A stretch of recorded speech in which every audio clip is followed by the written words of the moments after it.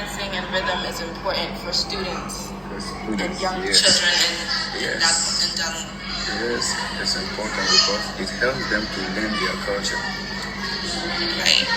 Yeah. And also, when dancing is part of exercise, and when after exercise, when you come to class to study, your mind will be fresh.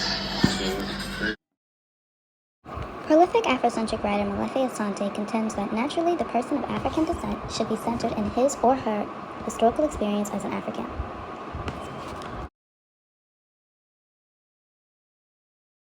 It is an undeniable fact that historically and culturally, the global African experience often includes rhythm and dance.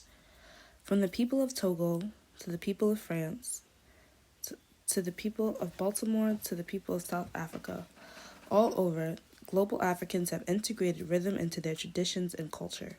Rhythm is a part of our cultural identity.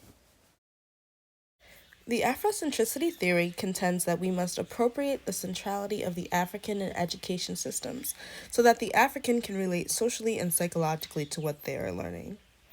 Therefore, global African students need cultural references to therefore be healthy students.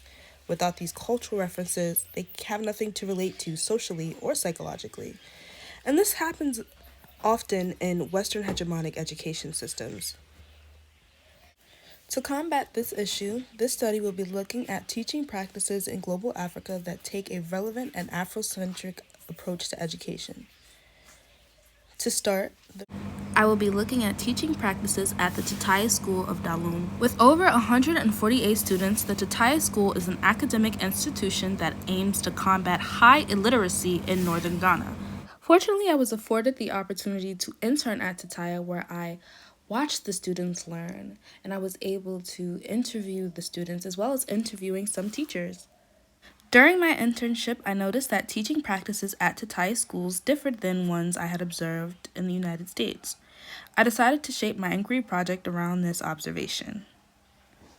My primary inquiry question is, what are efficient, culturally relevant, and impactful ways of learning in global Africa that can help to create better teaching practices? Most of my data for this research was conducted from field work as well as interviews. From the interviews I conducted with teachers at the Tataya school, it became evidently clear that song and rhythm were a large part of Tataya's culture. Teachers indicated that they most often use songs and dance to introduce their lessons. Most songs, which Professor Swedu indicated, were songs from the community remixed for educational purposes. Lyrics were replaced, but rhythms stayed the same. The following video is an example of this practice.